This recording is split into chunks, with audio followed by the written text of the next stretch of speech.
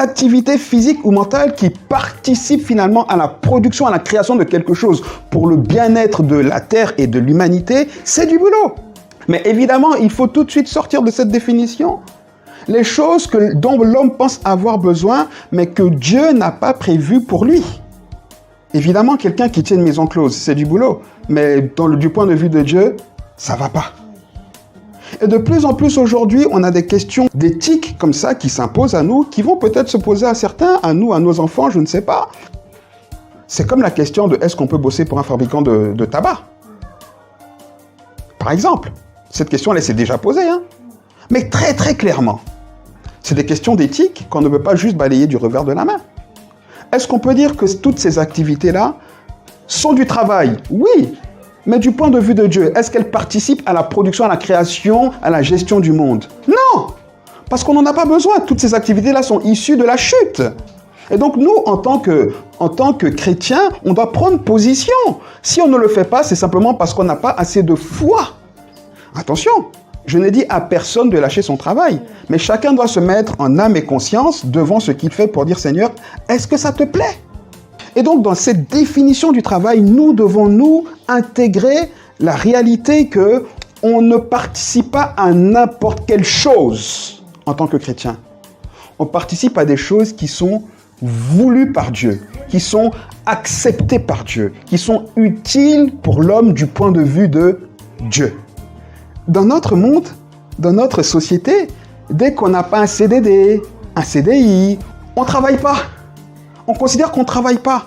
C'est pas parce que j'ai pas un CDI que je ne travaille pas.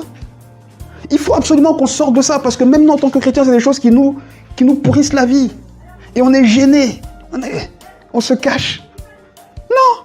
J'ai déjà parlé des mamans qui s'occupent de leurs enfants ici. Mais c'est du boulot. Si elles ne le faisaient pas, nous, on ferait comment? C'est du boulot. Et puis une petite question quand même, c'est est-ce qu'on travaille pour être riche? Et puis jusqu'où est-ce qu'on travaille? Parce qu'il faut que je lis ces deux questions-là. Jusqu'à quand? Combien de temps? La première question à laquelle on doit répondre quand on se pose la question de savoir est-ce qu'on travaille pour être riche, c'est quoi la richesse? Pour lui, être riche, c'est de pouvoir faire la sieste avec sa femme, boire du vin avec ses amis le soir, jouer de la guitare, en ayant travaillé la matinée et en ayant eu ce qu'il lui faut. Et de mon point de vue, c'est ça la richesse. Quelqu'un dira, et c'est pas faux, hein? Attention, je dis pas que c'est faux.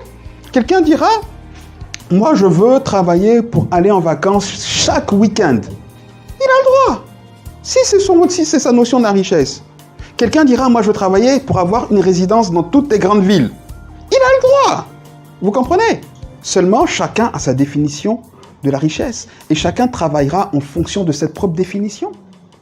Tant que pour toi, ce n'est pas un poids, alléluia. Mais quand ça devient un poids, tu poursuis un maître qui n'est pas Dieu. Vous comprenez? De la même manière, cette question de paresse. Parce qu'aujourd'hui, trop rapidement, on nous colle l'étiquette de paresseux. On a toujours besoin de prouver, de montrer. Sinon, où le paresseux? Et tout ça, c'est quoi? C'est lié à la valeur travail.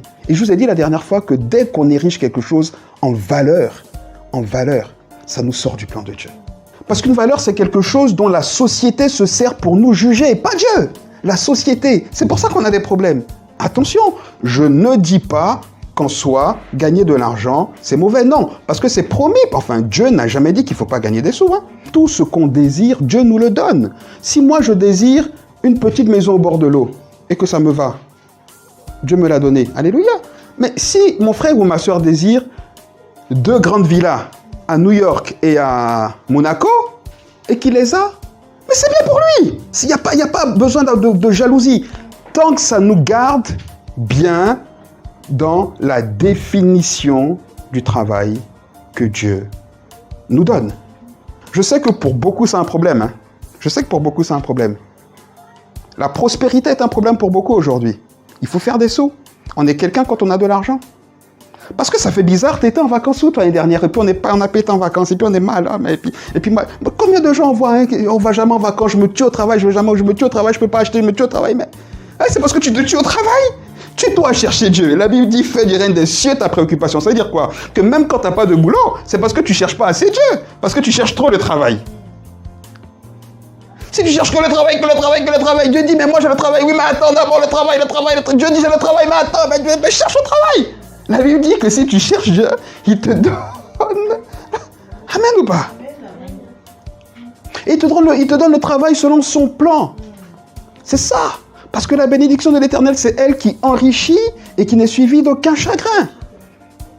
Le problème qu'on a, mes amis, mes frères et sœurs, c'est qu'on ne croit pas en Dieu.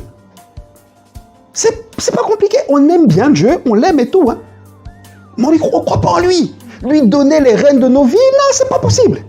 Le week-end pour nous aujourd'hui, c'est... Pour certains, pour d'autres, c'est... Pour d'autres, c'est famille, un bon repas, etc. Oui, hein, mais pas que.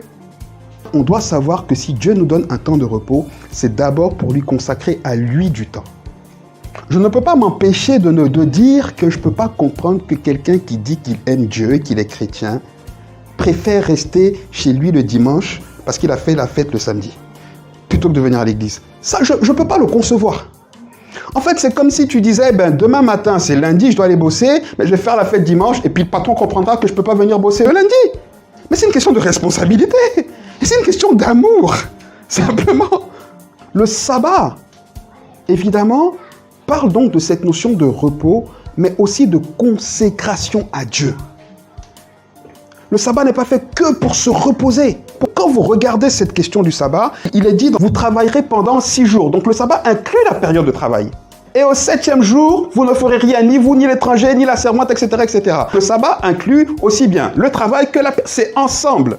Dieu nous fait comprendre que si on travaille, c'est pour se reposer. Et qu'on peut se reposer parce qu'on a profité du travail. Donc les deux vont ensemble. Quand on voit la chose de cette manière et qu'on comprend que le temps de repos est aussi un temps pendant lequel on doit se consacrer à Dieu, on comprend finalement que le travail trouve son sens dans qui?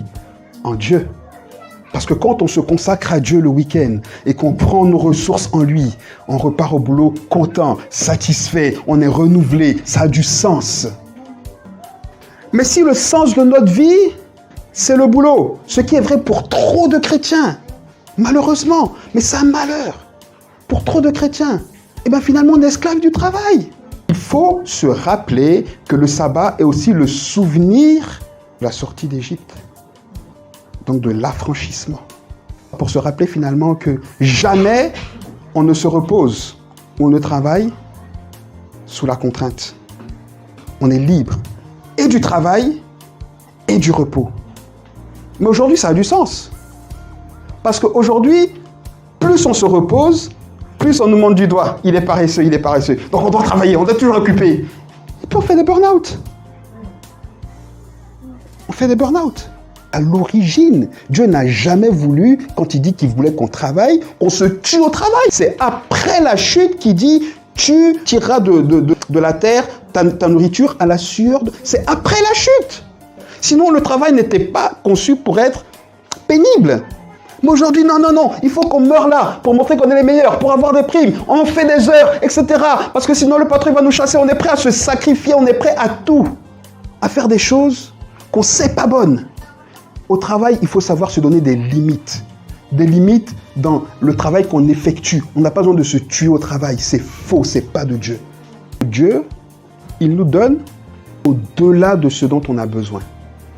Il dit que quand il nous donne toujours avec un peu plus. Toujours. Le un peu plus là. C'est pas pour tout garder. Hein. Remarquez que plus on veut épargner, plus on est pauvre. Parce qu'on épargne l'argent que Dieu a prévu qu'on donne à quelqu'un.